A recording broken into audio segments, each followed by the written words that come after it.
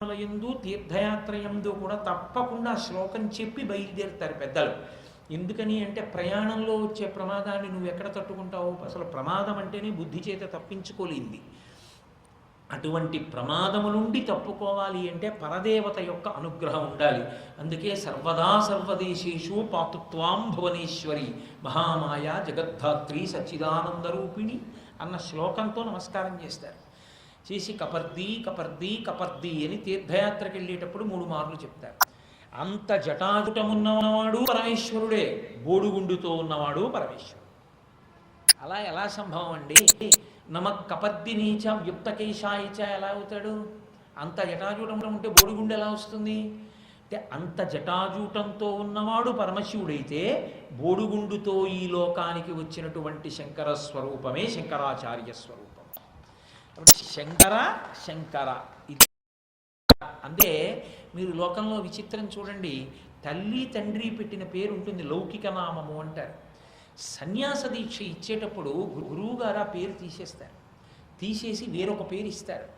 ఒక్క శంకరాచార్యుల వారి విషయంలో మాత్రం సన్యాశ్రమ స్వీకారమునకు పూర్వము తల్లిదండ్రులు ఉంచిన పేరు శంకర, సన్యాసాశ్రమ స్వీకారము తర్వాత కూడా గోవింద భగవత్పాదులు మార్చకుండా విడిచిపెట్టేశారు ఆ నామాన్ని శంకర అని. ఎందుకని అంటే శంకరోతి ఇది శంకర. అక్కడ ఉండి శుభం చేసేవాడిగా ఇక్కడికొచ్చి కూడా భారతదేశము 4 జరగుల పాదచారి అయి తిరిగి ఈ దేశంలో మళ్ళీ సనాతన ధర్మాన్ని నిలబెట్టడం కోసమని అవైదికమైనటువంటి వాదనలను ఖండించి సనాతన ధర్మాంతర్గతమైనటువంటి అద్వైత సిద్ధాంతాన్ని ప్రతిపాదించి మళ్ళీ అవైదికమైన వాదనలు ఈ దేశంలోకి చొరబడకుండా ఉత్తరమున బదరికాశ్రమములో జ్యోతిపీఠము, దక్షిణమున శృంగగిరిలో శారదాపీఠము, తూర్పున జగన్నాథులో గోవర్ధనపీఠము, పడమ ద్వారకలో కాళికాపీఠము, 4 దిక్కుల 4 పీఠములను కాపలా ఉంచి పీఠ పరంపరని ఏర్పాటు చేసిన ఏకైక జగద్గురువు శంకర భగవత్పాదులు ఒక్కరే. శంకర భగవత్పాదులు తప్ప పీఠస్థాపన చేసిన గురువు ఇంకొకరు లేరు. అది ఒక్క శంకరాచార్యుడికి ప్రతిష్ట. అంతటి మహానుభావుడు. అందుకే సన్యాసాశ్రమ స్వీకారమునకు ముందు, సన్యాసాశ్రమ స్వీకారము తర్వాత ఆయన నామము శంకర. మార్చలేదు గోవింద భగవత్పాదులు. ఎందుచేత అంటే కైలాస శంకరుడే కాలడి శంకరుడిగా వచ్చాడు అని. కాబట్టి నమక్కపర్ది నీచ వ్యుక్తకేశాయచ అటువంటి మహానుభావుడు శంకరుడంటే. కాబట్టి ఆయన అటువంటి వాడు గంగానిషాధీశ కలిత జూటము దాచి ఆ పెద్ద జటాజూటాన్ని తీసేసి కువింట్రుకలు కల కొప్పు కట్టి, అంటే ఏదో అందంగా వేసుకున్నటువంటిదైతే కబరీబంధము అంటారు. కబరీబంధమునకుండే లక్షణం ఏమిటంటే ఘనంగా ఉంటుంది, నల్లగా ఉంటుంది, చిక్కగా ఉంటుంది, చిక్కుముడు లేకుండా ఉంటుంది, దువ్వబడి ఉంటుంది, చక్కగా ముడివేయబడి ఉంటుంది, పువ్వుల చేత అలంకరింపబడుతుంది. అలా కాకుండా జుత్తుని సరిగ్గా దువ్వుకోకుండా గోళ్లతో ఇలా ఇలా ఇలా ఇలా అనుకుని పెద్ద జుత్తంతా ఇలా తీసి ఓసారి 2 చేతులతో ఇలా ఇలా అనుకుని దాన్ని ఇలా చుట్టి ఇలా పెట్టి ఇందులోంచి జుత్తు ఇలా పైకి లాగి ఓ పక్కకు వదిలేశారనుకోండి, కొప్పు వేసుకున్నారంట. కొప్పు అంటే సరిగ్గా దువ్వుకుని వేయబడినది. బాగా దువ్వుకుని అందంగా వేసుకుంటే కబరీబంధం. అందుకే అమ్మవారు వేసుకుంటే కబరీబంధం. ఘన స్నిగ్ధ శ్లక్ష చికుర నికురంబం తవ శివే అంటారు శంకరాచార్యులు వారు సౌందర్యలహరిలో. అమ్మవారి కొప్పు అయితే అలా ఉంటుంది ఆ కబరీబంధం.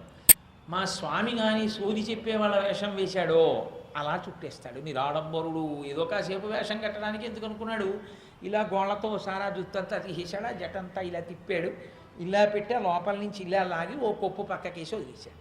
కాబట్టి గంగానిషానాథ కలిత జూటము దాచి కురువింట్రుకలు కల కొప్పు కట్టి పావక రాజిత ఫలభాగము దాచి తిలకంబుతో పాలమమర చేసి. ఆయనకి ఎప్పుడూ ఈ లలాటమునందు అగ్నిహోత్రుడు నేత్రముగా కలిగినటువంటి పరమేశ్వరుడు కాసేపు ఆ 3వ కన్ను దాచేశాడు. దాచేసి తిలకాన్ని తీసుకుని బాగా పెద్ద బొట్టు ఒకటి పెట్టాడు. సాధారణంగా సూర్య చెప్పే వాళ్ళు ఎవరో చిన్న బొట్టుకోరు, అంత బొట్టెట్టుకుంటారు. అప్పుడు పెద్ద తిలకంతో ఇంత గుండ్రంగా బొట్టోటి పెట్టి మళ్ళీ దాని కింద ఓ చిన్న బొట్టోటి పెడుతూ ఉంటారు. ఓ చిన్న బొట్టు. మామూలుగా నాగరికులైతే ఏదో ఒక్క బొట్టు పెట్టుకుంటారు. సోది చెప్పేవాళ్ళు అలా కదా, పెద్ద బొట్టు, దానికి ఒక పిల్ల ఉన్నట్టు చిన్న బొట్టు, 2 బొట్లు పెట్టుకుంటారు. కాబట్టి పావకరాజిత ఫలభాగము దాచి తిలకంబుతో పాలమరచేసి భూతి దాచి పసుపు పూసి ఒళ్ళంతా విభూతి రాసుకుంటాడు. ఈ విభూతినంతటినీ తీసేశాడు. అంత పసుపు ముద్దోటి తెచ్చు ముఖమంతా రాసేసుకున్నాడు, ఒళ్ళంతా రాసేసుకున్నాడు. భూతి దాచి పసుపు రాసి త్రిశూలహస్తంబు దాచి చేత సెజ్జయమరా, ఆ చేతిలో ఇప్పుడు త్రిశూలం పట్టుకుంటాడు. త్రైగుణ్యం శూలమేతస్య సత్య పరశు సత్యనిష్టత అని 3 గుణములు త్రిశూలంగా ఉండి ఆ చేతిలో ఉండేటటువంటి కర్ర పైన 3 ఉంటాయి ఇలాగా, అవి 3 గుణములు. ఆ త్రిగుణాతీత స్థితిని ఆయన పట్టుకుని ఉంటాడు అని చెప్పడానికి త్రిశూలాన్ని పట్టుకుంటాడు. ఆ త్రిశూలాన్ని పక్కన పెట్టేశాడు. ఒక పెద్ద పూల బుట్ట లాంటి బుట్ట ఒకటి ఉంటుంది. ఆ బుట్టకి నాగరికులైతే పైన దండిలా పట్టుకుంటాడు, వాళ్ళు అలా పట్టుకుంటారు. ఆ పూల బుట్ట ఇలా ఉంటుంది, గుండ్రంగా వెదురుపేళ్ల బుట్ట. ఇంకా దాన్ని పెట్టుకోవడానికి ఏమి ఉండదు. దాన్ని శంఖలోకి ఇముడ్చుకుంటారు. ఇలా ఇముడ్చుకుని అందులో బియ్యం, కాసిన పువ్వులు అవి అన్నీ పోసుకుంటారు. పోసుకుని ఎడంచేతో ఆ సోది చెప్పే పరికరాన్ని ఇలా టింగ్ టింగ్ టింగ్ టింగ్ అని మోగించుకుంటాడు. తుంబురా మోగిస్తున్నట్లుగా, ఆ తంబుర మీటుతున్నట్టుగా మీటుతూ తిరుగుతుంటారు ఆ సోది చెప్పేటప్పుడు. దీనికి తగ్గట్టుగా వాళ్ళ దగ్గర ఉండే ప్రత్యేక గుణం ఏమిటంటే, ఆ కడుపుకి ఓ గుడ్డోటి ఇలాగా అడ్డంగా పవిటలా వేసుకుని అందులోనే ఓ పసిపిల్లాన్ని వండి పడుకోబెట్టుకుంటారు. వాడు ఇంకేం కనపడదు, మనకి 2 పాదాలు కనపడతాయి, తలకాయ ఒకటి కనపడుతూ ఉంటుంది. అలా కట్టేసుకుని ఈ చేయి తీయడానికి ఉండదు బుట్ట, ఈ చేతిలో ఆ తంబుర లాంటి సాధనం ఒకటి పట్టుకుని తల మీద ఓ బుట్ట పెట్టుకుంటారు, పెట్టుకుని వెడుతూ ఉంటారు వాళ్ళు. అందుకని కురువెంట్రుకలు కల కొప్పట్టి పావక రాజిత ఫలభాగము దాచి తిలకంబుతో పాలమర చేసి త్రిశూలహస్తంబు దాచి చేత సెజ్జయమర వెలది మేనుకల్గు వీరుడు వెలది అయి. దేహార్థభాగమునందు మాత్రమే ఆడది ఉండేటటువంటి స్వరూపము పరమేశ్వరుడు అంటే అర్ధనారీశ్వరుడు. పార్వతీదేవిని దేహార్థభాగమునందుంచుకున్నవాడు పూర్తి ఆడదానిగా మారిపోయి వెలది మేనకల్గు వీరు వెలదయ్యి ఎరుకయనుచు ఎరుంచే. ఎరుక చెప్తానమ్మ ఎరుక అంటారు. ఎరుక అంటే తెలుసుకోవడం. ఎరుక చెప్తానమ్మ ఎరుక అంటూ వస్తారు వాళ్ళు. అందుకని ఎరుక ఎనుచు ఎగుదించే సోది చెప్పేవాడిగా వచ్చాడు. ఎప్పుడైతే ఓ సమస్య ఉందో తేలిగ్గా వీళ్ళతో చెప్పించుకోవచ్చు అని వీళ్ళని పిలుస్తుంటారు. అంతఃపురాల్లో ఆడవాళ్ళ దగ్గరికి వెళ్ళి మాట్లాడేటప్పుడు సాధారణంగా బాగా జ్యోతిషం చెప్పగలిగినటువంటి వాళ్ళని పురుషులు పిలిచి మాట్లాడతారు. సోది చెప్పే వాళ్ళని ఆడవాళ్ళు పిలిచి మాట్లాడుతూ ఉంటారు. అందుకని పార్వతీదేవి మొదలైన వాళ్ళందరూ పిలిచారు. ఆ విఘ్నేశ్వరుణ్ణి ఓ చిన్న పిల్లాడిగా మార్చాడు, ఆ బట్టలో కట్టుకున్నాడు. లోపలికి వెళ్ళాడు, ఆ వెండి పళ్ళెమోటి తెప్పించాడు, దాని నిండా ముత్యాల రాశి పోయించాడు. మరి మిగిలినటువంటి ఇళ్లల్లోకి వెళ్ళారనుకోండి, ఏదో పళ్ళెమోటి పెట్టి ఆ పళ్ళెలో బియ్యం తీసుకొచ్చి రాశి కింద పొయ్యమంటారు. రాశి కింద పొయ్యమని వాళ్ళ దగ్గర ఒక దండం ఉంటుంది, కర్ర. అవి ఆ బియ్యాన్ని ఇలా చేతితో పిసికి 3 రాసులు చేస్తారు. చేసి అప్పుడు ఆ కర్ర తీసి ఓ రాశి మీద పెట్టి ఎవరికి సోది చెప్తున్నారో వాళ్ళ చెయ్యి పట్టుకుని ఇప్పుడు నీ మనసులో కోరిక చెప్పమని సోది చెప్పడం మొదలు పెడతారు. అందుకని ఆ విడి పళ్ళెములోని పండు ముత్యముల గద్దె కొలది చూచి కరము చాచి ముత్యములను పిసికి 3 రాసులు చేసి మధ్య రాసి ఎందు మనసు నిలిపి ఆ వెండి పళ్ళెల్లో ఉన్నటువంటి బియ్యానికి బదులుగా ముత్యాలన్నిటినీ ఏదో 3 రాసులు చేశాడు. 3 పోగుల కింద వాటిని ఇలా నలిపాడు. మధ్యలో ఒక రాశి పోశాడు. ఆ రాశి ఇంకా కర్ర పెట్టాడు. కర్ర పెట్టి ఇంకక్కడి నుంచి నేను నీకు ఎరుక చెప్తానమ్మా అని ఎరుక మొదలెట్టాడు. తాంబూల చర్వణం చేస్తూ చెప్తారు వాళ్ళ దగ్గర. అదో గమ్మత్తు, ఎప్పుడు తాంబూలం తింటూ చెప్తూ ఉంటారు. కాబట్టి ఆ ఎరుక మొదలుపెట్టి ఆవిడితో మేనకాదేవితో చెప్తున్నాడు.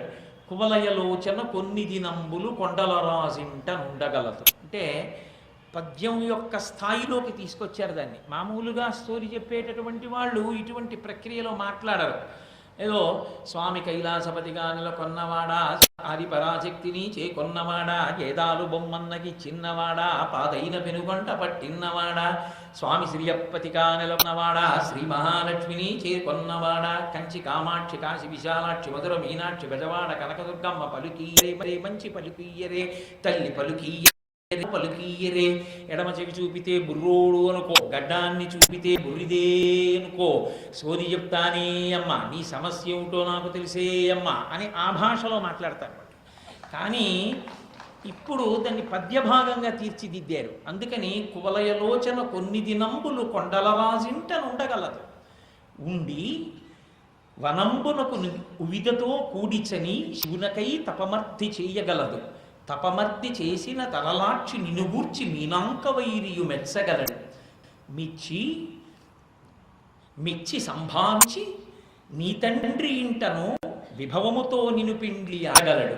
పిండ్లి ఆడి ఈశ్వరుని అర్థాంగలక్ష్మివై సకల భోగ రాజ్య సంపదలు పొంది ఆరు మొగముల వాని చూచుచు మోదమననుండగలవు ఓ ధవలనేత్ర అన్నాడు. పరమశివుడిగా ఆయనకి తెలియంది ఏముంటుందండి? అమ్మకి మాత్రం తెలియదా జరగబోయే విషయం? ఈశాన సర్వ విద్యానాం ఈశ్వర సర్వభూతానాం బ్రహ్మాధిపతి బ్రహ్మణోధిపతి బ్రహ్మా శివోమే అస్తు సదాశివోం. ఆయనకి తెలియంది ఉంటుందా? అందుకు ఆయన అన్నాడు, కువలయలోచన కొన్ని దినంబులు కొండల రాజింటనుండగలదు. ఈ పద్మముల వంటి కన్నులు కలిగిన ఈ పిల్లుందే, ఈమె కొద్ది కాలమే ఉంటుంది అంతఃపురంలో ఉండి, ఆ తర్వాత ఈ కొండలరాజు ఇంట్లో కొంతకాలం కాలక్షేపం చేసిన తర్వాత ఉయిదతో కూడియు వనంబునకేగి శివునకై తపమర్చి చేయగలదు. ఈమె కొంతమంది చెలికెత్తెలు తీసుకుని అరణ్యానికి వెళ్ళిపోతుంది. వెళ్ళిపోయి అరణ్యంలో పరమేశ్వరుడి గురించి ఘోరమైనటువంటి తపస్సు చేస్తుంది. ఆ తపస్సుకి మెచ్చినటువంటి వాడై తపమర్ది చేసిన తరలాక్షి నినుగూర్చి మీనాంక వైరియు మెచ్చగలడు. మీనాంక వైరి అంటే మీనము చేప తన ధ్వజం మీద గుర్తుగా ఉన్నవాడు మన్మధుడు. ఆ మన్మధుడికి విరోధి పరమశివుడు. ఆ పరమశివుడు కూడా నిన్ను మెచ్చుకుంటాడమ్మా అని పరమశివుడే సోది చెప్పేదల్లా చెప్తున్నాడు. కాబట్టి తరళాక్షి నినుగూర్చి మీనాంక వైరియు మెచ్చగలడు. మిచ్చి సంభావించి నీ తండ్రి ఇంటను విభవముతో నిను పిండ్లి ఆడగలడు. నీ తండ్రి ఇంట్లోనే ఈసారి వివాహం జరుగుతుంది. కన్యాదాత గారి ఇంట్లోనే వివాహం జరగాలి. నిశ్చితార్థం మగ పెళ్లి వారి ఇంట్లో జరగాలి. కాబట్టి కన్యాదాత గారి ఇంట్లో పెళ్లి జరగాలి. కాబట్టి హిమవంతుని ఇంట్లో పార్వతీ కళ్యాణం జరుగుతుందమ్మా. ఎక్కడెక్కడ వాళ్ళు వస్తారమ్మా. హిమవంతుడు పునీతుడు అవుతాడు. కాబట్టి నీ తండ్రి ఇంట్లను నిన్ను పెండ్లి ఆడగలడు. పెండ్లి ఆడి ఈశ్వరుని అర్థాంగలక్ష్మివై సకల భువన రాజ్య సంపదలు పొంది పరమేశ్వరుణ్ణి వివాహం చేసుకుని పరశివుని యొక్క పరపురాణివై అన్ని భువనముల యొక్క నీవే పొందినటువంటి దానవై ఆరు మొగముల వాని చూచుచు నీ కడుపున ఒక కొడుకు పుడతాడమ్మా. ఆ కొడుకు పేరు ఏమొస్తుందో తెలుసా? ఆయన్ని షణ్ముఖుడు అని పిలుస్తారు. 6 ముఖములతో ఉన్న కొడుకుని కంటావు సుబ్రహ్మణ్యుడు. ఆ కొడుకు పుడతాడు. ఆ కొడుకు పుడితే ఆ పిల్లవాడి అందచందాలు చూసుకుని సుబ్రహ్మణ్యేశ్వర స్వామి ముమ్మూర్తుల ఆమె. అందుకే చూడండి, చిన్ని సుబ్రహ్మణ్యేశ్వర స్వామి వారి ముఖం చూస్తే ఓసారి ఇలా బొగ్గల పుణికి ముద్దెట్టుకోవాలనిపిస్తుంది. అమ్మ అందం అంతా వచ్చింది ఆయనకి. నేను కుమార సంభవం చెప్పడం కుదరక వదిలిపెట్టేస్తున్నాను. కానీ అసలు కుమార సంభవంలో వచ్చిన మలుపులు ఎందుకు ఆయన అలా వచ్చాడు అన్నది వింటే ఆశ్చర్యంగా ఉంటుంది. మహానుభావుడు వాల్మీకి మహర్షి బాలకాండలో అంత గొప్పగా వర్ణించారు. అదంతా కాళిదాసు గారికి ఏకంగా కుమార సంభవం అనంత అద్భుతమైనటువంటి గ్రంథాన్ని ఇచ్చాడు. కాబట్టి ఆయన మంత్రం కూడా అమ్మ పేరు మీదే ఉంటుంది. శరవణభవ. శరవణ తటాకంగా మారింది పార్వతీదేవి. ఆ తటాకంలోంచి పైకి వచ్చాడు కాబట్టి శరవణభవ. అది అమ్మ పేరు మీద ఉన్నటువంటి మంత్రం. ఆయన చేతిలో ఉండేటటువంటి శూలం కూడా అమ్మవారే శక్తి స్వరూపిడిగా ఉంటుంది. అందుకే పార్వతీ పరమేశ్వర సమాగమ స్వరూపమే సుబ్రహ్మణ్యేశ్వర స్వామి వారు. అంతటి శక్తివంతుడు మహానుభావుడు. అటువంటి సుబ్రహ్మణ్యుడు నీ కడుపున పుడతాడమ్మా. 6 మొగముల వాని చూచుచు మోదముననుండగలవు ఓ ధవళనేత్ర. అందమైన తెల్లని కన్నులున్న ఓ పార్వతి, ఆ కొడుకుని చూసుకుని మురిసిపోతూ సంతోషంగా ఉంటావు. కాబట్టి భయం ఎందుకు, ఇది జరుగుతుంది అని సోది చెప్పేదాని రూపంలో వచ్చి పరమేశ్వరుడే చెప్పాడు మేనకాదేవి. ఇప్పుడు మేనకాదేవి బెంగెట్టు. ఈ పిల్ల నిజంగా వెళ్ళి ఇంతకాలం తపస్సు చేస్తున్న పరమేశ్వరుడికి పరిచర్య చేసింది. ఇప్పుడు తాను తపస్సు చేయడానికి వెళ్ళిపోతుందన్నాడు పరమేశ్వరుడు సోది చెప్పేదాని రూపంలో వచ్చి. కాబట్టి పిల్ల అడవికి వెళ్ళిపోతుందో ఏమో, వెళ్ళి తపస్సు మొదలు పెడుతుందో ఏమో, ఇది ఆవిడ బెంగ. కొంతకాలం అయింది. ఆ తల్లి పుట్టిందే, ఆ తల్లి అవతార స్వీకారం చేసిందే పరమశివుడిలో మళ్ళీ వమార్థ భాగాన్ని పొందడానికి. కాబట్టి ఆవిడంది, అమ్మ నేను తపస్సు చేస్తానమ్మా పరమేశ్వరుణ్ణి గురించి ఆయన్ని మెప్పించి ఆయన చేత మంగళసూత్రం కట్టించుకుంటాను, అందుకని నేను అడవికి వెళ్ళి తపస్సు చేస్తాను అంటే మేనకాదేవి అంది, మా అమ్మ తపస్సుకి వెళ్ళవద్దు అంది. ఏమి తపస్సుకి వెళ్ళవద్దు అని ఎందుకు అనాలి అంటే, తపస్సు యందు ఈ శరీరమునకు సంబంధించినటువంటి స్ఫురణ ఉండదు. ఈ శరీరమునకు సంబంధించినటువంటి స్ఫురణ విడిచిపెడతారు. అది ఎంత ధ్యానమగ్నులవుతారంటే, శంకరులు ఒక చోట యోగరత్నావళి అందులో యోగతారావళిలో వర్ణన చేస్తారు. ఆ ధ్యానమునందు నిలబడిపోయినటువంటి వ్యక్తిని చూసి ఆ పక్కన ఉన్నటువంటి తీగలు ముందు నమ్ముతాయి. నేను కదలకుండా కూర్చున్నాను అనుకోండి, పక్కన ఒక బఠానీ తీగ ఇలా వస్తోందనుకోండి, చిక్కుడు తీగో, నేను కదలకుండా కూర్చున్నా అది మర్నాడు పెరిగినప్పుడు నన్ను పట్టుకోదు. దానికి తెలుసు, వీడు ఊపిరి ఉన్నవాడు, ప్రాణం ఉన్నవాడు, వీడు లేచిపోతాడరా, వీడికి అల్లుకోకూడదని నన్ను అల్లుకోదు. ఆ పక్కనున్న రాయినో లేకపోతే పుల్ల ముక్కనో వెదురు బొంగునో ఇంకొక చెట్టునో అల్లుకుంటుంది. ఆ తీగ ఇలా వేసి చుడుతుంది. ఎంత అందంగా చుట్టేసుకుంటుందో, మీరు ఇలా లాగితే తెగాలి తప్ప ఆ తీగ విడిపోతుంది. అంత గుండ్రంగా చుట్టేస్తుంది. ఎప్పుడు చుట్టేస్తుందో తెలియదు. మీరెళ్ళి కూర్చున్నా మిమ్మల్ని చుట్టుకోదు. బాగా తపస్సులోకి వెళ్ళిపోయాడు అని గుర్తేమిటో తెలుసా అండి? గాత్రం యదామ మలతాహ పరివేషయంతి. ఆ తీగలు వచ్చి అల్లుకుంటాయి. అంటే ఇంకా అంత కదలకుండా స్తంభీభూతుడై లోపల ఈశ్వర దర్శనం చేస్తూ పొంగిపోతూ తపస్సులో ఉన్నాడు అని గుర్తు. ఆ తీగలు అల్లుకుంటాయి. ఇప్పుడు ఎప్పుడైతే తీగలు అల్లుకోవడం మొదలెట్టాయో పక్షులు నమ్ముతాయి. కర్ణే యదాహ విరచయంతి ఖగాశ్చ నీడాస్. పుల్ల మొక్కలన్నీ ఏరుకొచ్చి ఈ చెవిలో పెడతాయి. అసలు ఎంత నిద్రపోతున్నవాడి చెవిలోనైనా పుల్ల మొక్క పెట్టిలా అంటే చటుక్కని లేస్తాడు. అయినా ఆయనకి ఎంత బాహ్య స్ఫురణ ఉండదంటే, పక్షులు వచ్చి పుల్లలన్నీ పెట్టి గూళ్ళు కట్టుకుంటాయి. పక్షులు గూళ్ళు కడితే ఊరుకుంటాయేంటి? గుడ్లు ఎడతాయి. గుడ్లు ఎడితే తెల్లవారి నిద్ర లేవగానే ఇక అల్లరి మొదలు పెడతాయి. ఓ ఒక్కో అరుపులు. రాత్రి అయ్యేటప్పటికీ మళ్ళీ వచ్చేసి మళ్ళీ అరుపులు. పగటిపూట ఈ గుడ్లు పిల్లలు అవుతాయి. ఈ పిల్లలు అవగానే ఆ పిల్లలు కుయ్యి కుయ్యి కుయ్యి కుయ్యి అనగానే ఎక్కడి నుంచో వచ్చి ఏదో పట్టుకొచ్చి దాన్ని నోట్లో పెడుతూ ఉంటుంది. ఇవన్నీ నోళ్ళు తెరుస్తాయి. ఆ నోట్లో పెట్టగానే అవి పుచ్చుకుంటాయి. ఇది మళ్ళీ పెడుతుంటుంది. ఎంత అల్లరో చెవుల్లో. ఇంత అల్లరి జరుగుతున్నా ఆయనకి ఏమీ తెలియదు. ఆయన స్థాణువుగా అలాగే ఉంటాడు. అంటే అంతగా అంతముఖుడైపోయాడు. గాత్రం యదామ మలతాహ పరివేషయంతి కర్ణే యదాహ విరచయంతి ఖగాశ్చ నీడాస్ శ్రీశైల శృంగకు హరేష కదోపలప్స్యే. నేను ఎప్పుడు శ్రీశైలంలో ఉన్న పర్వత శిఖరంలో కూర్చుని అంత గొప్ప ధ్యానం చేస్తానో పరమేశ్వర అని శంకరాచార్యుల వారు యోగతారావళిలో స్తోత్రం చేశారు. తపస్సు యందు శరీర భ్రాంతి ఉండదు. దానివలన తేళ్ళు, జర్రులు, పాములు అన్నీ వచ్చి తొడల కింద చేరి కొరికేస్తాయి. కొరికిస్తే నెత్తురు కారిపోతుంది. నెత్తురు కారిపోయి మాంసం ముక్కల కింద వ్రేలాడుతుంది. తిరువణ్ణామలైలో ఆ పాతాళ శివలింగం దగ్గరికి వెళ్ళి మహానుభావుడు భగవాన్ రమణులు తపస్సు చేస్తున్న కాలంలో చీకట్లో అలాగే ఆయన తొడలకి తేళ్ళు, జర్రులు చేరి కరిచేస్తే నెత్తురంతా కారిపోయి అలా వెళ్ళిపోయి అట్టలు కట్టేసింది. అట్టలు కట్టేసి మాంసం వేలాడుతూ ఉండిపోయింది. ఆయనకి తెలియదంటే ఆయనకి శరీర స్ఫురణ లేదు. ఆయన ఆత్మయందు ధ్యానంలో రమిస్తూ ఉండిపోయారు. అప్పుడు శేషాద్రి స్వామి వారు చూశారు. ఆయన ఓ మహానుభావుడు, ఆయన ఒక కారణజన్ముడు, కామాక్షి అమ్మవారి అనుగ్రహంతో పుట్టారు.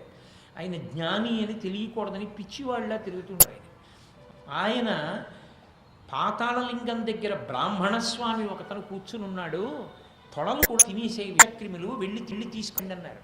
అంటే అప్పుడు జనం వెళ్ళి ఆయన్ని పైకి ఎత్తితే ఇలా పద్మాలలో ఉన్నవారు అలాగే పైకి లేచిపోయారు తప్ప అప్పుడు కూడా బహిర్ముఖులు కాలేదు. తీసుకొచ్చి ఇప్ప చెట్టు కింద కూర్చోబెట్టారు ఆయన. అంతగా ధ్యానంలోకి వెళితే ఏమవుతుందంటే, తపస్సులోకి వెళ్ళినప్పుడు ఇక శరీర స్ఫురణ ఉండదు. శరీర స్ఫురణ ఉండకపోతే ప్రత్యేకించి బాహ్య సౌందర్యము ఇక నిలబడే అవకాశము ఉండదు. అందంగానూ ఉండాలి, తపస్సు చేయాలంటే అలా కుదరదు. బాహ్యమైన సౌందర్యము చెడిపోతుంది తపస్సులో. సాధారణంగా కడుపున పుట్టిన ఆడపిల్ల అందగత్తె ఉన్నప్పుడు ఏ తల్లి వెళ్ళి తపస్సు చేయమంటుంది? అందుకని ఆవిడంది మేనకాదేవి, ఉమా వద్దు, వెళ్ళవద్దు, తపస్సు వద్దమ్మా, నీకు నా మాట వినంది. అందుకే ఆవిడ నామాల్లోని మొదటి నామం అయింది ఉమా కాత్యాయని గౌరీ కాళీ హైమవతీశ్వరి అంటూను. ఉమ మేనకాదేవి అంది వెళ్ళవద్దు తపస్సుకి అని. అయినా నేను పరమేశ్వరుణ్ణి భర్తగా పొందాలి, నేను వెళ్ళి తపస్సు చేసి తీరుతాను అని. ఇప్పుడు వెళ్ళి ఆవిడ తపస్సు చేయడం మొదలుపెట్టింది. పంచాగ్నిహోత్ర తపస్సు అని ఒకటి ఉంటుంది. అది చాలా ఉగ్రమైనటువంటి స్థితి. 4 వైపులా అగ్నిహోత్రాన్ని ఒంటికాలు మీద నిలబడి సూర్యుణ్ణి చూస్తూ తపస్సు చేస్తారు. అంటే కన్ను విప్పి సూర్యుణ్ణి అలా చూస్తూ ఉండడం అంటే మాటల, చుట్టూ 4 వైపులా అగ్నిహోత్రం. కానీ వాళ్ళకేం తెలియదు, వాళ్ళు ఎవరిని ధ్యానం చేస్తున్నారో వాళ్ళని ధ్యానం చేస్తూ ఉండిపోతారు. ఆవిడ అంత తపస్సు చేస్తే పరమేశ్వరుడు ప్రత్యక్షం కాలేదు. ఎందుకని? ఆవిడ అప్పటికి తీసుకుంటున్న ఆహారం ప్రతిరోజు కొద్దిగా చెట్టు నుంచి రాలిపోయినటువంటి 4 ఆకులు తినేది ఆవిడ. ఆకులు మాత్రమే తిని తపస్సు చేసింది. ఇప్పుడు ఇక బాహ్య సౌందర్యం ఏమైనా ఉంటుందా? ఏముండదు. సాధారణంగా లోకంలో పురుషుడు స్త్రీని వలచినప్పుడు బాహ్య సౌందర్యాన్ని చూసే ప్రథమ ఆకర్షణ. భార్యాస్థానంలో తీసుకునేవాడు ఏం చదువుకుందో డిగ్రీ సర్టిఫికెట్ వెరిఫై చేస్తాడండి. 36 పెళ్లి చూపులకే వెళ్తారు. కాబట్టి అందరూ బాహ్య సౌందర్యాన్ని చూస్తే పరమేశ్వరుడు ఒక్కడే బాహ్య సౌందర్యమునకు వశుడు కానివాడు. ఆయనకేం కావాలంటే అంతఃసౌందర్యం కావాలి. అంతఃసౌందర్యమున్నదు సుమా అమ్మవారు. ఏమి అంతఃసౌందర్యము? ఏ అవతారం ఎత్తినా ఆయనకే భార్యగా నిలబడుతుంది, మహాపతివ్రతగా. అమ్మవారి యొక్క వైభవాన్ని ప్రకాశింపచేయడానికి ఆయన బాహ్య సౌందర్యములకు లొంగడు. అందుకే సూది చెప్పడానికి వచ్చాడు తప్ప వచ్చి కళ్యాణం చేసుకోడు. ఇప్పుడు ఆవిడ ఆకులు తినడం కూడా మానేసి, ఆకులు తినడం కూడా మానేస్తే ఇంక ఏమిటి ఆవిడ దేహదారుఢ్యం ఉంటుందండి? వరడు అని ఒక మాట. వరడు అంటే ఏదో అస్థిపంజరంలా సన్నగా అయిపోవడం. ఒక చీపురు పుల్ల ఎలా ఉంటుందో అలా అయిపోయింది ఆవిడ. అంత సన్నపడిపోయింది. అపర్ణ అంటారు. అపర్ణ చాలా గొప్ప పేరు. ఆడపిల్లలకి పెట్టుకోవడానికి చాలా చాలా గొప్ప పేర్లలో అదొక పేరు అపర్ణ. ఎందుకంటే 3 అక్షరాల మీద ఉంటుంది, బేసి సంఖ్యలో ఉంటుంది, ఆడపిల్లకి పెట్టడానికి అనుకూలం. పైగా అపర్ణ తత్వాన్ని మీరు చూడాలి అని అనుకున్నారనుకోండి, అసలు అపర్ణాదిగా మీరు అమ్మవారిని చూడడం ఎక్కడా కుదరదు. అమ్మవారి స్వరూపంలో మీరు దేవాలయంలో చూడడం కానీ బొమ్మ గీయడం కానీ కుదరని రూపం అపర్ణ ఒకటే. ఎందుకో తెలుసా అండి? ఆకులు కూడా తినడం మానేసినటువంటి తపస్సమాధిలో ఉన్న అమ్మవారి రూపం ఎలా ఉంటుందో గీయగలగాలంటే వీడికి అటువంటి అనుభవం ఒకటి ఉండాలి. ఎవడికి ఉంది కనుక గీయడానికి. కాబట్టి అపర్ణాస్వరూపం దర్శనీయం కాదు, కానీ ఒక్కలా చూడచ్చు అపర్ణాస్వరూపాన్ని. శిశిర ఋతువులో చెట్లకి ఆకులన్నీ రాలిపోతాయి. ఆకులన్నీ రాలిపోయినటువంటి చెట్టు యొక్క స్వరూపంలోనే అమ్మవారు ఉంటుంది. అపర్ణ అంటే ఆకులు లేని చెట్టు. ఇప్పుడు నమో వృక్షేభ్యో ఆ చెట్టుగా ఉన్నటువంటి వాడే పరమేశ్వరుడు.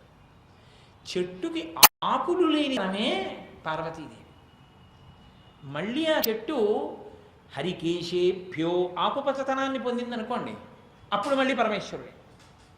అపర్ణ సహిత పరమేశ్వరుడు ఆకులు లేని చెట్టు.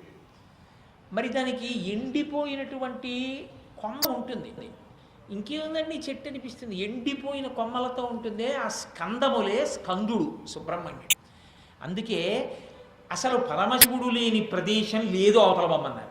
ఎండిపోయిన చెట్టులో కూడా అపర్ణ స్కంద సహిత సా ఉమా స్కంద పరమేశ్వర దర్శనం.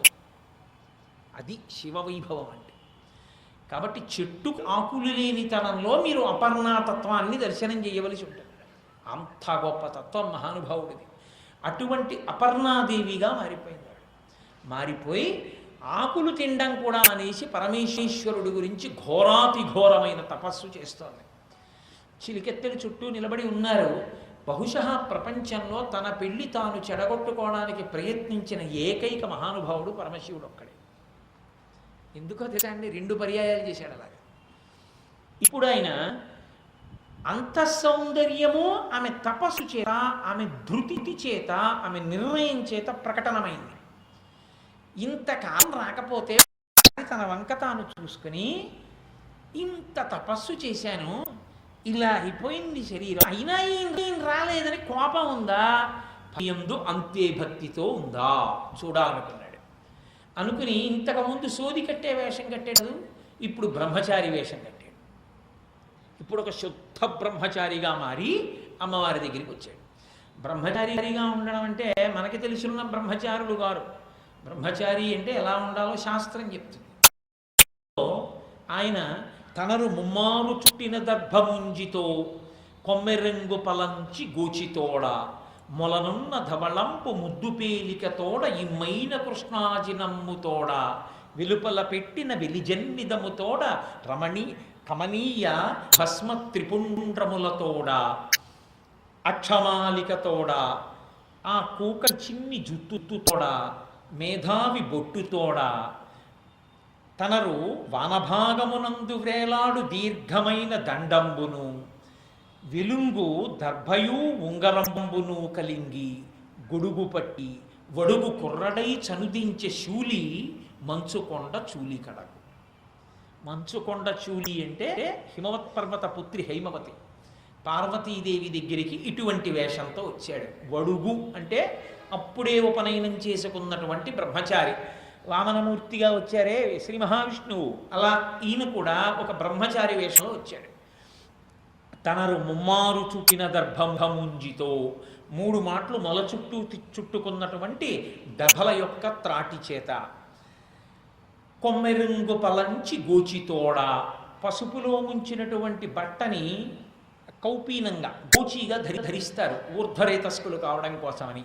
అందుకని ఆ కొమ్మెరింగు పలంచి గోచితోడ మొలనున్న ధవళంపు ముద్దు పేలికతోడ తెల్లటి బట్టొకటి మొలనున్న అంటే ఏదో గోచి పోసి పంచె కట్టుకుని అలా ఉండదు. ఏకవస్త్ర ధరోధన్ వీసికి కనకమాలయ అని రామాయణంలో రాముడిని వర్ణిస్తారు బ్రహ్మచారిగా ఉన్నప్పుడు మారీచుడు అరణ్యకాండలో.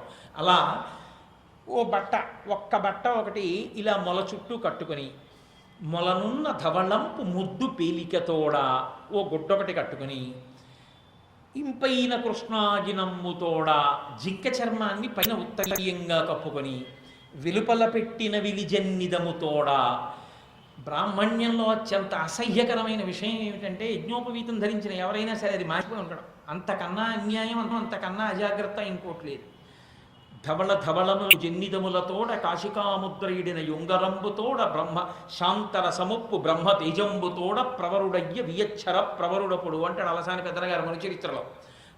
ధవళములకు జన్నిదములతోడ మెరిసిపోతుండాలి యజ్ఞోపవీతం, అంత చక్కగా ఉండాలి. ఎప్పుడు బయట చొక్కా విప్పుకుని బనీని విప్పుకుని ఉత్తరీయం వేసుకుని తిరుగుతూ ఉంటే అసలు యజ్ఞోపవీతం చూసేటప్పటికీ ఆయన శ్రద్ధ ప్రకటనం కావాలి, అలా ఉండాలి యజ్ఞోపవీతం అంటే. అంతేకాని నల్లగా మాసిపోయి వీడు ఇన్ని ఫెయిర్ అండ్ లవ్లీలైనా రాసుకోవచ్చు, దాన్ని మాత్రం శ్రావణ పౌర్ణమి నాడే మార్చడం అలాంటి పిచ్చ పనులు చేయకూడదు.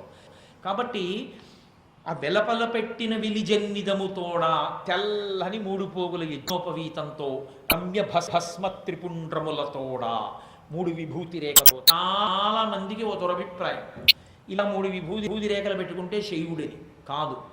విభూతి ధారణము వైదికము. విభూతి రేఖలు ఇప్పుడు వచ్చిన పెద్ద ఇబ్బంది అంతా ఎక్కడొచ్చిందో తెలుసా అండి? లోకంలో రాక్షసుడు అన్నవాడు ఎవడైనా ఉంటే వాళ్ళందరికీ విభూతి రేఖలు పెడుతుంటారు, ప్రత్యేకించి టీవీ సీరియల్స్ సినిమాలు. అంటే రాక్షసులందరూ ఇలా పెట్టుకుంటారని. మహాత్ములందరూ వైదికమైనటువంటి వేదప్రోక్తం భస్మధారణము. అందుకే ఎడంచేతిలో భస్మ వేసుకుని నీళ్లు పోసి కుడి చేత్తో మూసి మంత్రం చెప్తారు. విభూతిం భూతకరీ పవిత్రజననీ పాపౌక విధ్వంసనీ సర్వోపద్రవనాశిని శుభకరీ సర్వార్థ సంపత్కరీ భూత ప్రేత పిశాచ రాక్షస గణరిష్టాది సంహారిణీం తేజోరాజ విశేషమోక్షకరీ విభూతి సదాధార్యతాం అని విభూతి పెట్టేటప్పుడు కూడా ఇలా పెట్టకూడదు.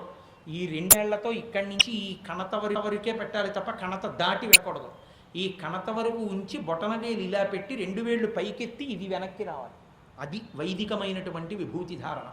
స్నానం చేయకపోతే పొడి విభూతి పెట్టుకోవాలి, స్నానం చేసేస్తే సజల విభూతి పెట్టుకోవాలి, తడిపిన విభూతిని పెట్టుకోవాలి. కాబట్టి ఆ విభూతి ఎందుకు పెట్టుకుంటారు అంటే విభూతి పరమైశ్వర్యం, దాని చేత పవిత్రత కలుగుతుంది. ఎప్పుడైనా చాలా బలమైన కారణం చేత స్నానం చేయకపోతే చచ్చిపోయే ముందు సంధ్యమంత్రం అని ఓ ముతక సామెత చెప్తుంటారు. వాడు ఇంకా చచ్చిపోతున్నాడు అనుకోండి, సంధ్యాకాలం అయింది, ఇప్పుడు వాడు లేచి ఆచమనం చేయాలి. చచ్చిపోయే ముందు కూడా తెలివి ఉంటే సంధ్యావందనం చేసే చచ్చిపోవాలి తప్ప సంధ్యావందనం చేయకుండా చచ్చిపోవడానికి కూడా ఒప్పుకోదు శాస్త్రం. అంత ముఖ్యం సంధ్యావందనం. అసలు సంధ్యాహీన అశుచి, సంధ్యావందనం చెయ్యని బ్రాహ్మణుడు చచ్చిపోయిన శవాన్ని ముట్టుకుని వచ్చిన వాడితో సమానం. ఎవరైనా సరే యజ్ఞోపవీతం మెళ్ళ ఉంటే సంధ్యావందనం చెయ్యకుండా వాడు తిరిగితే వాడు ఏ కార్యమునకు అర్హుడు కాడు. వాడి కార్యానికి పనికిరాడు, ఇతరుల యొక్క కార్యమునకు వాడు పనికిరాడు. ఒక్క సంధ్యావందనం చేసిన వాడు నిత్య శౌచముతో ఉన్నవాడు. అందుకే సంధ్యావందనం చేయడానికి ఆయన స్నానం చెయ్యలేకపోతే విభూతి తీసి తల మీద చల్లుకోవాలి, అంతే, అయిపోతుంది స్నానం. అలాగని స్నానం మానేసి అస్తమానం చల్లుకోమని కాదు నా ఉద్దేశం. ఏదో ఏ జ్వరపీడితుడే సంమించి లేకపోతే చల్లుకోమని. చాలామంది స్నానం అంటే అనుకుంటారంటే నీళ్లు పోసుకోవడం అనుకుంటారు, తప్పు. నీళ్లు పోసుకోవడం స్నానం కాదు, నీళ్లలో మునగడం స్నానం. కాబట్టి నిజానికి మనం చేసే స్నానాలన్నీ అబద్ధపు స్నానాలు. కానీ ఇప్పుడు నేను నా రూమ్లో మునుగుతానంటే ఎక్కడ తెస్తారు? అందుకు నా క్షమార్పణ చెప్పి గంగే యమునే చైవ గోదావరి సరస్వతి నర్మదే సింధు కావేర్యౌ జలేస్మిన్ సన్నిధిం కురు ఆయాంతు స్నానం ద్రవ్యాన్ని సంప్రోక్ష్య. నదులన్నీ వచ్చి చేరాయి, నేను దీంట్లో మునుగుతున్నానన్న భావన చేసి ఆ నీళ్లు ముందు ప్రోక్షించుకుంటారు. ప్రోక్షించుకొని జరాసంధుడు 16,000 మంది కన్యల్ని తీసుకొచ్చి కారాగారంలో పెట్టినప్పుడు కృష్ణ పరమాత్మ విడిపించినప్పుడు 16,000 మంది ఏ శ్లోకం చెప్పారో అది చెప్పాలి స్నానం చేసే ముందు. కృష్ణాయ వాసుదేవాయ హరయే పరమాత్మనే ప్రణత క్లేశనాశాయ గోవిందాయ నమో నమః అనుకుని స్నానం చేయాలి. అప్పుడు అది పూర్ణ స్నానం. ఆ స్నానం శౌచి సిద్ధినిస్తుంది. అలా చెయ్యలేకపోతే విభూతి స్నానం. పంచభూత స్నానం అని ఒకటి ఉంటుంది, జీవితంలో ప్రతి సంవత్సరం జరిగి తీరాలి.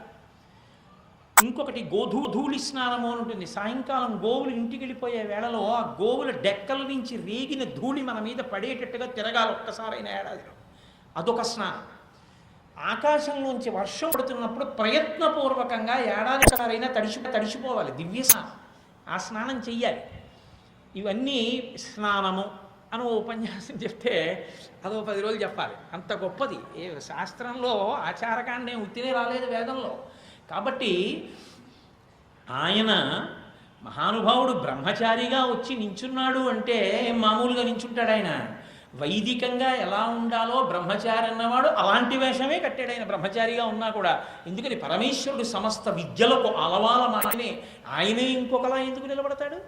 కాబట్టి వెలుపల పెట్టిన విలిజిలిజన్నిదముతోడ రమ్య భస్మ త్రిపుండ్రములతోడ 3గా విభూతి రేఖల్ని లలాటమనందు తీర్చిదిద్దుకున్నాడు. రక్ష పెడితే బొటన వేలుతో ఇలా పెడతారు, అంతేగాని మీకు మీరు రక్ష పెట్టుకుని ఒక్క గీత ఇలా పెట్టుకోకూడదు. రక్ష ఎవరు పెడతారు? గురువు గారు పెడతారు. మీరు ఏదో చాలా ఇబ్బందితో కూడుకున్నటువంటి యాత్రకి వెళుతున్నారు అనుకోండి, అయ్యా గురువుగారు మానస సరోవరానికి యాత్రకి వెళ్తున్నాను అని వచ్చి నమస్కారం పెట్టాడు అనుకోండి, గురువుగారు ఏం చేయాలంటే సంధ్యావందనం చేసి ప్రమాదము నుంచి రక్షించగలిగినటువంటి శ్లోకములను మంత్రంగా సంపుటీకరణం చేసి విభూతిని చేత్తో పట్టుకుని వచ్చి కుడి చేతి బొటన వేలితో లలాటమనందు పెడతాడు. దాన్ని రక్ష అంటారు. గురువుగారి బొటన వేలితో అలా పెడితే అది రక్ష అయి నిలబడుతుంది, మళ్ళీ యాత్ర నుంచి వచ్చేంత వరకు ప్రమాదం రాదు. అలాగే చిన్నపిల్లలు పడుకుంటే ఉలిక్కి పడకుండా ఉగ్రభూతములు ఆవహించకుండా బొటన వేలుతో రక్ష పెడతారు. అంతేగాని 50 ఏళ్ళు వచ్చినా 40 ఏళ్ళు వచ్చినా బొటన వేలుతో ఇలా పెట్టుకోకూడదు. ఇలా పెట్టుకోవడం ఏంటి? ఇలా పెట్టుకోవాలి, రమ్యభస్మ త్రిపుండ్రములతోడ ఇలా పెట్టి ఇలా పెట్టుకోవాలి. 3గా విభూతిని పెట్టుకుంటారు. అది వైదికం. వైదికమైనటువంటి ఆచారము విభూతి ధారణము. శంకరాచార్యులు వారు ఇలా పెట్టుకున్నారని శంకరాచార్య స్వామి వారు శివభక్తుడండి అనకూడదు. శంకరాచార్య స్వామి వారి అంత గొప్ప విష్ణు భక్తుడు లోకంలో ఇంకొకరు లేరు. మీరు అది తెలుసుకుని ఉండాలి. ఎందుకో తెలుసా అండి? శంకరుల జీవితంలో మొట్టమొదటి స్తోత్రం లక్ష్మీదేవి మీద కనకధార. శంకరుల జీవితంలో సరస్వతీదేవి స్వయంగా కోరుకుంటే ఇచ్చిన భాష్యం విష్ణు సహస్రనామ స్తోత్రానికి భాష్యం. అసలు ఇంకొక మాట నేను చెప్పాలంటే, ఇవాళ రేపు ప్రతిదానికి పిల్లాడు పుట్టగానే గోవింద అని నేర్పడం, పేకాటాడి ఓడిపోతే గోవింద కొట్టేశాడనడం, ఎవడైనా శరీరం వదిలిపెట్టేస్తే గోవింద కొట్టేశాడండి అని పాడెత్తుతూ కూడా గోవింద గోవింద అంటూ ఉండడం, అన్నం తింటుంటే భోజన గోవిందనామస్మరణే గోవింద గోవింద అంటాం. 7 కొండలకు ఎడితే కొండెక్కుతూ గోవిందా అంటాం. అసలు ఈ గోవిందనామాన్ని లోకంలో ప్రచారం చేసిన మొట్టమొదటి మహానుభావుడు శంకర భగవత్పాదులే. భజ గోవిందం గోవిందం భజ మూఢమతే చెప్పింది శంకర భగవత్పాదులు. ఆయన చెప్పారు గోవిందాను గోవిందాను గోవిందాను అని చెప్పినటువంటి వారు. హరనామాన్ని లోకంలో ప్రఖ్యాతికి తీసుకొచ్చినటువంటి వాడు జ్ఞాన సంబంధనాయన. ఆయన హరనామాన్ని తీసుకొచ్చాడు, శంకర భగవత్పాదులు గోవిందనామాన్ని తీసుకొచ్చారు. అందుకే శంకర భగవత్పాదులు గొప్ప విష్ణు భక్తుడు. సౌందర్యలహరిలో అమ్మవారి మీద స్తోత్రం చేస్తూ కూడా ఆయన ఎక్కడెక్కడ అవకాశం వస్తే అక్కడ విష్ణు స్వరూపాన్ని స్తోత్రం చేస్తారు. అవిద్యానామంతస్థిమిర మిహిరోద్దీపనగరీ జడానాం చైతన్య స్తబక మకరంద శృతిజరి దరిద్రాణాం చింతామణి గుణనికా జన్మజలధౌ నిమగ్నానాం దంస్ట్రా మురరిపువరాహస్య భవతి అంటారు. అమ్మ నీ పాదం ఎటువంటిదో తెలుసా? ఆదివరాహము కోర వంటిదమ్మా. అది భూమిని ఎలా ఎత్తిందో అలా సంసారము నుండి జీవుడి పైకెత్తుతాం. అమ్మవారి పాదాన్ని పోల్చడానికి ఆదివరాహస్వామి కోరని చెప్పారు ఆయన. ఎక్కడ అవకాశం వచ్చినా విష్ణువు యొక్క స్తోత్రాన్ని వదలరు. నిత్య ప్రార్థన చేసుకోవలసినటువంటి షట్పది విష్ణుపరంగానే చెప్పారు శంకర భగవత్పాదులు. అవినయమపనయ విష్ణోహో అంటూ మొదలుపెట్టారు ఆయన. అంతటి గొప్ప విష్ణు భక్తుడు. అంతేగాని విభూతి ధారణ చేసిన వాళ్ళందరూ శివభక్తులు అనకూడదు. విభూతి ధారణము వైదికమైన ఆచారకాండ. వైదికమైనటువంటి ఆచారములలో విభూతి ఒకటి. అది పసిపిల్లలని వృద్ధుల వరకు విభూతి ధారణం చేస్తారు, చెయ్యాలి కూడా. ద్రవిడ దేశంలో ఆడపిల్ల అత్తవారింటికి వెళ్ళిపోయేటప్పుడు ఆ నడువుకి కట్టి అందులో బియ్యం అవి పోస్తారే, అందులో కాస్త విభూతి కూడా వేసి పంపిస్తారు, మహదైశ్వర్యం అని. కాబట్టి రమ్య భస్మ త్రిపుండ్రములతోడ ఆ లలాటమునందు మూడుగా ఉన్నటువంటి విభూతి రేఖలతో ఎవరు మళ్ళీ మర్చిపోకూడదు, బ్రహ్మచారిగా వచ్చిన పరమశివుడు. కాబట్టి వెలుపల పెట్టిన వెలిజన్నిదముతోడ రమ్య భస్మ త్రిపుండ్రములతోడ ఆయన అక్షమాలికతోడ, బ్రహ్మచారి కాబట్టి చేతిలో ఒక అక్షమాల పట్టుకున్నాడు. అక్షమాల పట్టుకుని తిప్పుతున్నాడు దాన్ని. అక్షమాలికతోడ ఆ చిన్ని కూకటి జుత్తుతోడ గుండు పూర్తిగా చేయించాలనుకోండి సన్యాసి అయిపోయాడని గుర్తు. సన్యాసి అయిపోవడం అంటే కాషాయం కట్టుకోవాలి, అంతా పట్టుకెళ్ళి భగవంతుని యందు న్యాసం చేసేయాలి. ఆయన సన్యాసి, ఆయనతో పోల్చడం ఎందుకు? సన్నాసి అయిపోయాడని అది. పూర్ణమునం చేయించుకోకూడదు గృహస్థు. ఎప్పుడూ శిఖ ఉండాలి. శిఖ లేకుండా అది ఎవరో బ్రాహ్మణులో ఎవరో ఇంకో కులం వాళ్ళు అని మీరు అనుకోకండి. సనాతన ధర్మమునందు ఎవ్వరికీ పూర్ణముండనం చేసే అధికారం లేదు. ఎప్పుడూ చేసుకోకూడదు. అంతకన్నా అనాచారం లోకంలో ఇంకోటి లేదు. ఎప్పుడైనా ఈశ్వరుడికి తలనీలాలు ఇస్తే శిఖ ఉండి తీరాలి.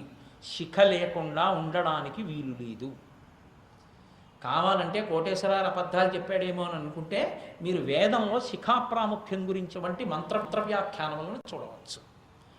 చౌలము అని చేస్తారు. ఉపనయనం చేయడానికి ముందే చౌల సంస్కారం చేస్తారు. ఆ చౌల సంస్కారం చేసినప్పుడు శిరోముండనం చేసి పిలక ఉంచుతారు. ఇక అక్కడ నుంచి ఎప్పుడూ పిలక తీయకూడదు. పిలక తీసేసాడు అంటే ఒక్కసారే తీస్తాడు. ఎప్పుడంటే సన్యాసాశ్రమ స్వీకారం చేస్తే శిఖని తీసేస్తాడు. శిఖ తీసేశారు అంటే సన్యాసాశ్రమాన్ని పుచ్చుకున్నాడు అని గుర్తు తప్ప అసలు శిఖ లేకుండా ఎప్పుడూ ఉండకూడదు. గుండు చేసుకుంటే శిఖ ఉండాలి. కాబట్టి ఆ చిన్న కూకటి జుత్తుతోడా అన్న మాటకు అర్థం అది. చిన్న అందమైన పిలకుంచుకున్నవాడు అని గుర్తు. ఆ చిన్న కూకటి జుత్తుతోడ మేధావి బొట్టుతోడ. మేధావి బొట్టు ఏమిటండి? మేధావి బొట్టు, విజిలేని వాడి బొట్టు ఇన్ని ఉంటాయా? కాదు. మేధావి బొట్టుతోడా అన్న మాటకు అర్థం ఏంటంటే బొట్టు ఎందుకు పెట్టుకోవాలో తెలుసుకుని పెట్టుకున్నవాడు అని గుర్తు. సనాతన ధర్మమునకు ప్రాణమంతా ఎక్కడ అంటే పునర్జన్మ సిద్ధాంతాన్ని అంగీకరిస్తారు. మళ్ళీ జన్మ ఉన్నది. ఈ జన్మలో నువ్వు సాధన చేసి జ్ఞానమును పొంది మోక్షమునకు వెడితే ఏమో, లేకపోతే పుణ్యమున్నా పాపమున్నా పుణ్యపాపములు రెండూ ఉన్నా అనుభవించడానికి మళ్ళీ ఏదో ఒక జన్మ ఎత్తాలి. పునర్జన్మ సిద్ధాంతం మీదే సనాతన ధర్మం అంతా ఆధారపడి ఉన్నది. ఇక నీకు జన్మ లేదు, నీ పాపాలన్నీ నేను గుచ్చేసుకుంటానని అనరు సనాతన ధర్మంలో. నీ బుద్ధి చేత నిన్ను సంస్కరించుకో. సంస్కరించుకుని భక్తితో ప్రవర్తించి జ్ఞానాన్ని పొందు. తప్ప నీ పాపాలన్నీ కడిగేయడానికి నేనున్నాను, లేకపోతే నా దగ్గర ఏదో ఉంది, ఇటువంటి మాటలు చెప్పరు. నిన్ను నువ్వే ఉద్ధరించుకోవాలి. ఉద్ధరేణాత్మనాత్మానం తప్ప నీ కోసం ఎవరో ఏమీ చేయరు. నేను నీ కోసం పూజ ప్రార్థన చేసి తీసేస్తానని చెప్పరు. నువ్వే బాగు చేసుకోవాలి. నీ కర్తవ్యం నీ మీదే ఉంటుంది. కాబట్టి ఆ పాపం కానీ పుణ్యం కానీ ఉందా అనుభవించడానికి మళ్ళీ పుట్టాలి. పునర్జన్మ సిద్ధాంతము ప్రాణము. ఆ పునర్జన్మ సిద్ధాంతమును నేను అంగీకరించాను సనాతన ధర్మాన్నని చెప్పడానికి గుర్తు బొట్టు పెట్టుకుంటాడు. అది మేధావి బొట్టుతోడా. ఆ బొట్టు లేకపోతే వాడు సనాతన ధర్మ సిద్ధాంతమును అంగీకరించలేదని గుర్తు. అందుకే దేవాలయ ప్రవేశం చేయించకూడదు, ధ్వజస్తంభం దగ్గరికి రానివ్వకూడదు. అటువంటి వారితో పూజా పునస్కారములు చేయించరు. ఎందుకంటే సనాతన ధర్మాన్ని అంగీకరించలేదు. అసలు అంగీకరించాడని గుర్తేమి అంటే బొట్టు పెట్టుకుంటారు. కాబట్టి మేధావి బొట్టుతోడ ఈ మూడిటిని బ్రహ్మచారి తప్పకుండా ధరించి ఉండాలి. బ్రహ్మచారేమి అందరూ ధరించి ఉండాలి. కాబట్టి అక్షమాలికతోడ, ఆ చిన్న కూక జుట్టుతోడ, మేధావి బొట్టుతోడ, ఎడమకేల తనదు పొడుగైన దండంబుతోడ, ఏవైనా ప్రాణులు బ్రహ్మచారిని చెనకడానికి మీదకొస్తే రక్షించుకోవడానికి గురువుగారు దండం ఇస్తాడు. ఆ దండాన్ని చేత్తో పట్టుకోవాలి. సన్యాసి అయితే జ్ఞానదండం పట్టుకుంటాడు. వ్యాసుడు దేవి భాగవతంలో అంటాడు, యతీనాం భూషణం జ్ఞానం సంతోషోహి ద్విజన్మనాం ఉద్యమం శత్రుహననం భూషణం భూతిమిచ్చతాం అంటాడు. సన్యాసికి ఉండవలసినటువంటి గొప్ప దండం జ్ఞానమే. యతికి భూషణమేమి జ్ఞానమే భూషణము. ఇంకొక భూషణం పెట్టుకోరు. యతీనాం